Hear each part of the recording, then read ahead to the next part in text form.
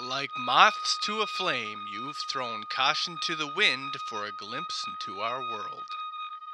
Well, now you're in it. Welcome to Effed Up Stories.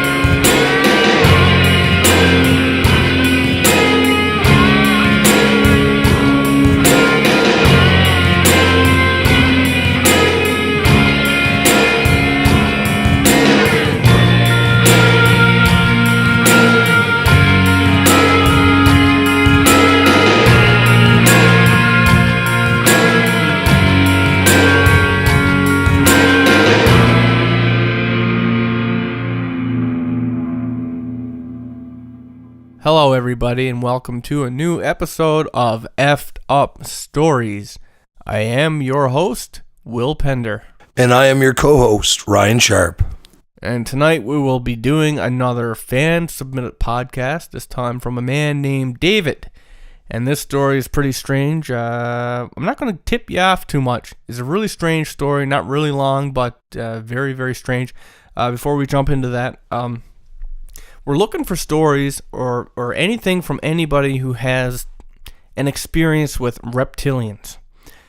If you've had an experience with reptilians or know anything on a personal level that most won't know, or if you have any knowledge perhaps through investigations or people you know, whatever, stuff that's not easily found, if you could send that to us, that would be great. You can do it on the official site, effedupstories.com, and as well, if you have an effed up story, I'd like to get that too. We can get it onto the website and into a podcast. So go to effedupstories.com. That's effedupstories.com. Go to the submissions, fill out the form, hit submit. I'll get it into a podcast, and we'll get it, or I'll get it on the website. We'll get it into a podcast, and of course, the reptilian stuff we're collecting. We're going to be doing a podcast on it, and we have an eccentric listener who donated a nice bit of money, and that's what we're doing. We're trying to help him out. That's what he wants to know. It's very personal to him. He's trying to learn anything he can about these reptilians. So with that said, we're going to jump into the story of tonight, sent in by David. This is a new submission. This was sent in on January 20th, 2016. And there's a certain element in this story that I found spooky. You know, I've heard lots of spooky stories. I read them all the time. I get sent them all the time. Spent my whole life reading spooky stories, but I haven't really heard anything quite like this. And what the element of this story, and I don't know what the proper term is for this, so I'm just going to describe this as best as I can. You guys know, like with the opera, right? And they show those two masks, you know, the happy mask and the sad mask, and it's like the comedy tragedy thing. That's what Ryan called it. And well, as you know, there's other masks too, right? I mean, there are always these white masks, and they display different emotions. You know, they can have happy, sad, angry, hungry, whatever. There's all these different ways, and they're kind of creepy, especially some of the more, I guess, not so common emotions that are displayed. Some people collect them as antiques. You know, they display them. Some of them have storied histories. But this story that I'm going to read tonight, sent in from David, is a little bit different. So let's jump into that. So his story revolves around 4 interactions with a strange entity. And this happened over the course of his life. And the first and most terrifying event took place when he was 5 years old. He said he was in his room. It was a very simple setup. He said, like, when you entered the room, his bed was on the far right of the room. His closet was on the opposite wall. And he consistently kept this closed because he was afraid of what could reside in the darkness of his closet. And you know what? That's not even just a kid thing. That's an adult thing. If you, like, I'm one of those people. I can't leave my bed, or I can't leave my arm hanging over the side of my bed because I'm vulnerable to the monster if I do that. But otherwise, I'm okay. So that's a thing that we all kind of carry in our own way, especially as children, though. And anyway, so the closet was closed, and on this particular night, somehow, despite all of his OCD checking, right, the closet door was ajar. And as he stared at the abyss between the door and the frame, slowly it seemed like the abyss grew in size. And then he realized, the door was opening, and he realized that there was a hand pushing the door open, which revealed a mask, one of those masks, and the mask portrayed a single emotion and or aspect. And the aspect that was portrayed on the mask was hunger, or desire to devour him. David said he tried to scream, but no noise left his mouth. So he laid there frozen in terror as this thing began to reach for him.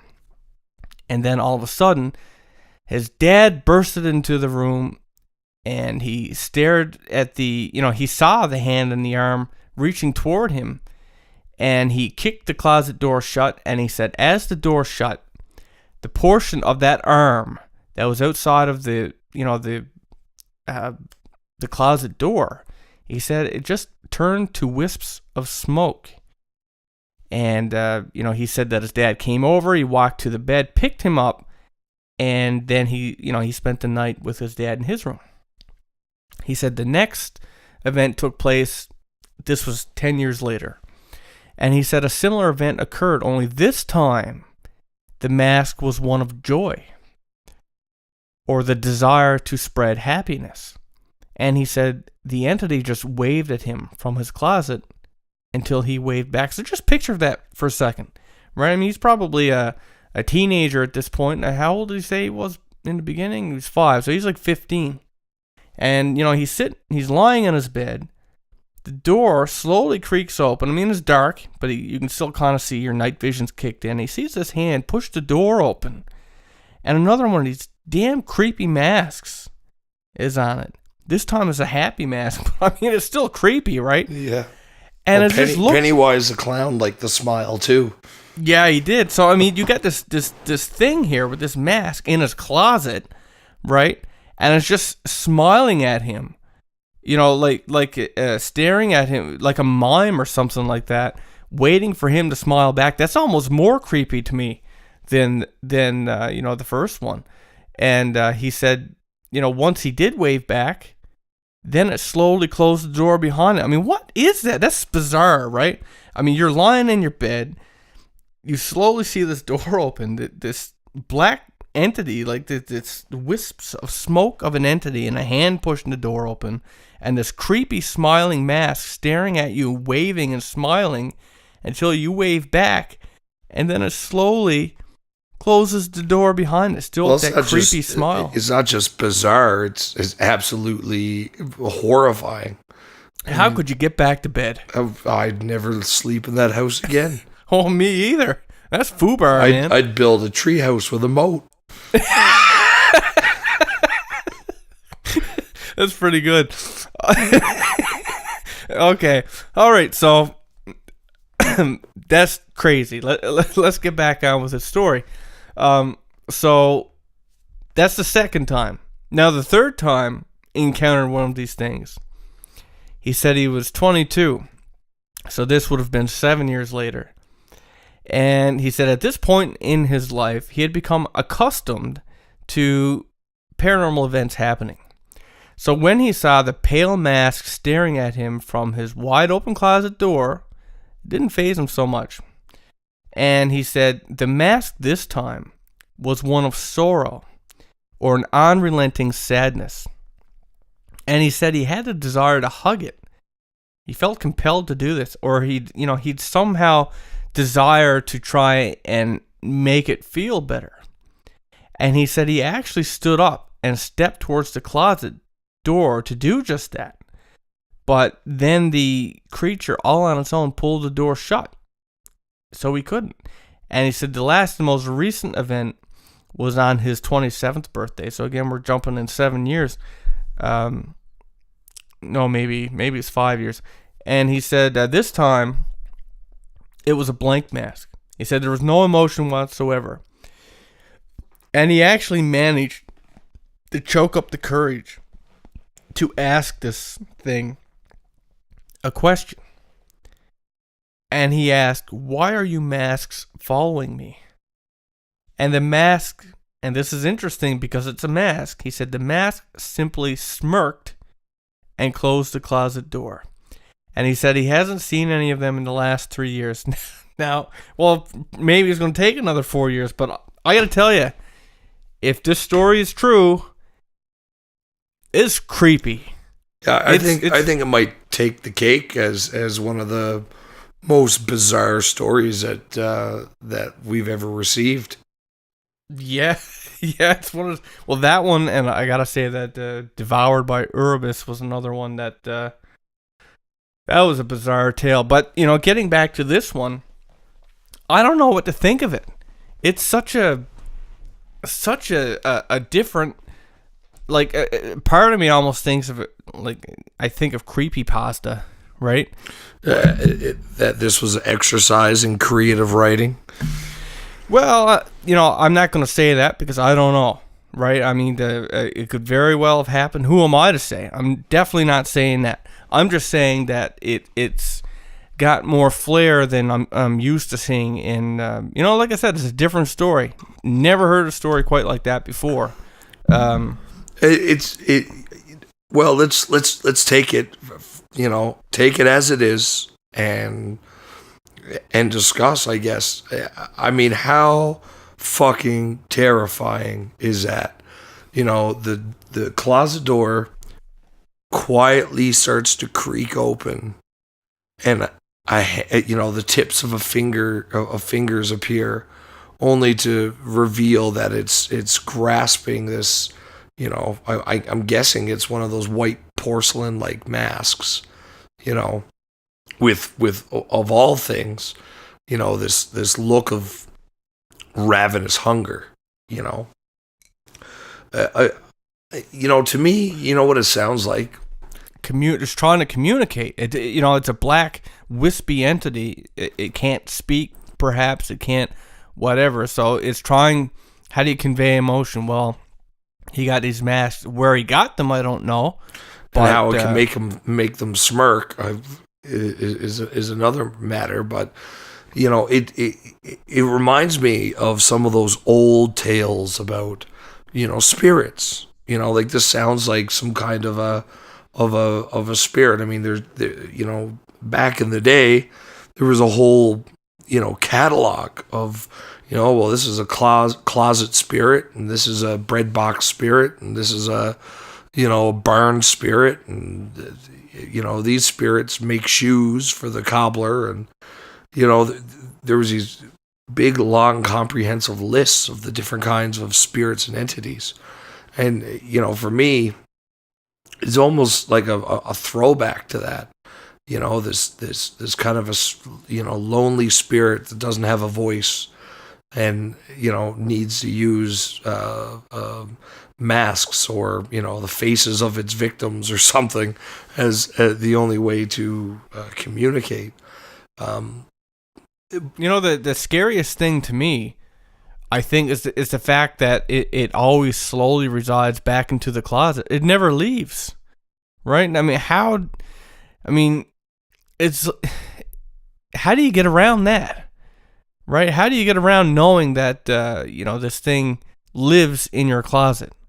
And I don't know how he got back to sleep, ever. I would imagine that all of his clothes were hanging on a string that he had strung from wall to wall or something. He's like, well, I guess I'm going shopping tomorrow because I'm never opening that closet door ever again. And, I got to wonder, what the hell was going through Dad's mind. Yeah, I mean, he kicked the door shut, but he didn't, he slept in your bed that night. But I think I would have done more. I don't know if I would have moved right away, but I definitely would have had someone look into it, someone who was experienced with, cleansing homes or like have a psychic come over and see if she could or he could pick up on anything. I think at the point where there's a demon clown in your closet, you just have to burn the fucking place down. I'm not one of those people that are creeped out by clowns. But, when I was a little kid, I used to be terrified of my closet, and it wasn't the closet door all the way open. It was either when it was, just open to crack or when it was closed is when it was the worst for me because then I couldn't see in there. Yeah, right? well, So at one point, I actually took, like when I was a kid, I had my parents take the door right off my closet. Right? Problem solved. Well, I think part of the issue for people is not knowing, the part about being scared is not knowing the potential of what could happen, and then you have your imagination. But I remember, lying in bed as a kid, and, you got your door open to crack or whatever, and I could just keep visualizing like a zombie or something like that, just like, falling into the doorway where I could see it or something like that. I mean, you keep your eyes sharp on that the corner of the door there, and you're just like almost anticipating it happening. So imagine this poor guy's feeling looking at his, because he was watching his closet, right? He's sleeping or trying to sleep. He was already scared of it. He didn't need a monster in his closet. That's right. He was There's already scared of it. There's no monster yet. He's already scared of it. He's looking at his little crack, and he's just thinking, oh my God, it's getting bigger. And then all of a sudden, there's this fucking thing with a mask on, and it looks like a starving, and it's like, well, shit, what's he going to eat? I'm the only, thing in here that's got meat on it. Well, I guess, like for me, taking everything at face value, that to me there seems to be a bit of a psychic aspect to this as well. Because even as a 5-year-old, he was able to pick up on this look of hunger in the mask, right? Like he got that message, and then later on, it's a different mask, and he seems to understand what emotion is trying to convey. And then, later he's compelled to even go and hug it, like he has such an emotional reaction. So yeah, he has like a bond with this thing on some level. So I'm wondering if there isn't a psychic aspect to this as well. That is a good point. And then I guess I guess the next question would be, what could possibly be this creature's motivation? What message could it possibly be trying to convey? Well, that's what I've been trying to think of this whole damn time. Is it like a Blackbird of Chernobyl kind of a entity? Does it come to warn him about some kind of a future event? Well, do you think that that's what the different aspects of the mask was trying to convey? Like the one of hunger. Well, I'm not exactly sure. It's like, okay, you're going to be hungry in the morning, you should eat breakfast. Like, I don't think that's it. But, the one, for example, that showed sorrow, is that kind of communicating that there's going to be some kind of, tragedy in the near future. And then you got one with the no emotion. And you know what that made me think of? The no emotion made me think of those stories where somebody goes to a psychic to get their future told, and it's like, I can't see anything. I'm sorry, I can't read you right now, and on their way home they get hit by a car because there was no future. If this thing don't have an emotion, is that its way of saying that, well, you're not going to have an emotion soon because you're going to be dead?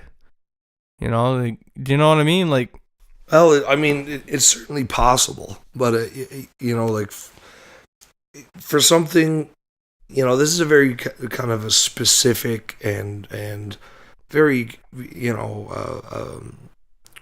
unique kind of a situation.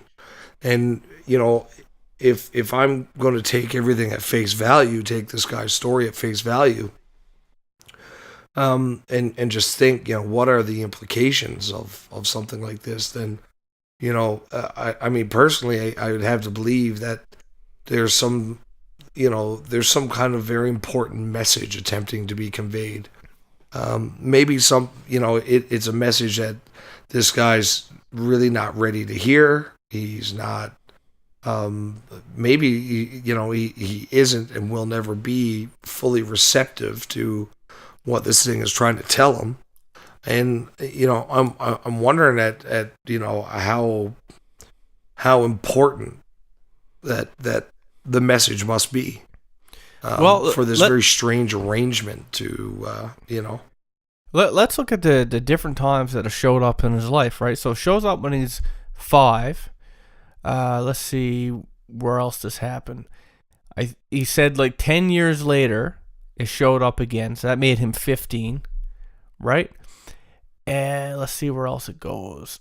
The third time, 22? he was 22. So then it's 7, right? So we got, 10? No, wait. First he was 5. Then he was 15. So we got 10 years. Then we got 7 years. And I think it happened again at 7 years. Let me see. So he couldn't. 27th birthday. So that would have been 5 years. Is that right? 10, 7, 5. Right. So do any of these numbers have anything in common? You had 10, 7. It almost seems like it goes down by 2s after. Well, I don't know if it would be as much to do with numerology as perhaps the appearance of this thing was it's becoming more frequent. Well, maybe it's related to events in this guy's life.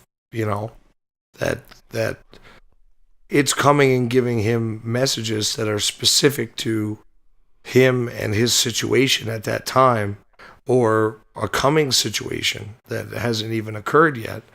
But I guess that'll be up for him to decipher. Because he doesn't really give us any kind of background or say anything about what's happening in his life at this time. And I think that's probably going to be the most poignant, bit of information is, what happened just before you seen this, what happened just after.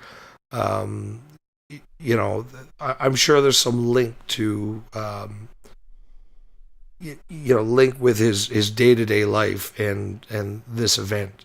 That's a good idea, David. If you happen to listen to this, if you can think of any correlating things that have happened in your life along the same timeline as when these appearances of these masked creatures, that would be interesting to hear, just to see if we can find some kind of pattern or correlation as to why you would experience this at that time. I really honestly, the part of this that I find so interesting is that it is so mysterious. All I can do is speculate. I have no idea why this would happen, but it's so creepy at the same time. So, with that having been said, I would be very interested to, I don't know if we'll hear from David. I don't know if he regularly watches this show or not, but for you guys in the comments, you usually have very insightful notions and ideas. I'd be interested to see what you guys think of this story that David has sent in. What do you suppose this entity is, and why does it have these masks? What is it trying to communicate to David? Do you think he's in any danger? And so put that into the comments. I'm interested to see what you have to say. And with that having been said, again, if you have a story or an experience or knowledge that isn't otherwise easily accessible on the reptilians, we're looking for that. If you could send that in to me, we will be doing a podcast on it. Of course, we are sending it off to our eccentric listener who's looking for this stuff. And also, if you have an effed up story of your own, we'd like to hear that too, and we'll get it on the website and into a podcast if only you will submit it, which you can do at the official website, which is effedupstories.com. That's EFFEDUPSTORIES.com. Click the menu, go to submissions, fill out the form, hit submit, and it will be done. And with that having been said, I hope you guys enjoyed the episode. Coming up shortly, we will be doing an episode on the Mandela effect. For those of you who aren't aware of it, be prepared to have your mind blown. And with that said, thank you for listening. We will catch you next time. Have a great night, everybody.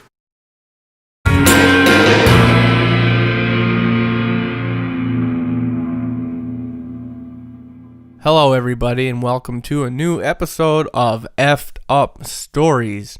I am your host, Will Pender. And I am your co-host, Ryan Sharp.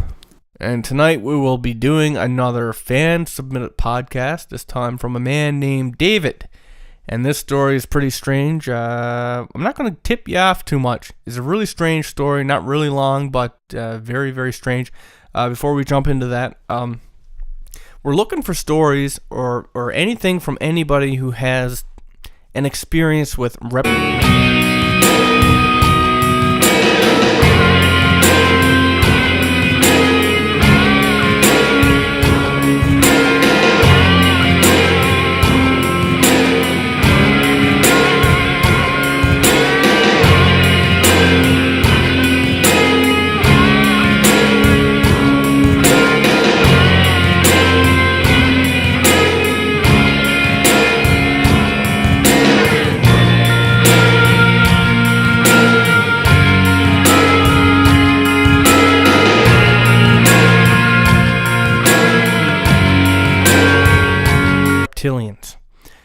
If you've had an experience with reptilians or know anything on a personal level that most won't know, or if you have any knowledge perhaps through investigations or people you know, whatever, stuff that's not easily found, if you could send that to us, that would be great. You can do it on the official site, effedupstories.com. And as well, if you have an effed up story, I'd like to get that too. We can get it onto the website and into a podcast. So go to effedupstories.com. That's EFFEDUPSTORIES.com. Go to the submissions, fill out the form, hit submit. I'll get it into a podcast, and we'll get it, or I'll get it on the website. We'll get it into a podcast, and of course, the reptilian stuff we're collecting. We're going to be doing a podcast on it, and we have an eccentric listener who donated a nice bit of money, and that's what we're doing. We're trying to help him out. That's what he wants to know. It's very personal to him. He's trying to learn anything he can about these reptilians. So with that said, we're going to jump into the story of tonight, sent in by David. This is a new submission. This was sent in on January 20th, 2016. And there's a certain element in this story that I found spooky. Like moths to a flame, you've thrown caution to the wind for a glimpse into our world. Well, now you're in it. Welcome to Effed Up Stories.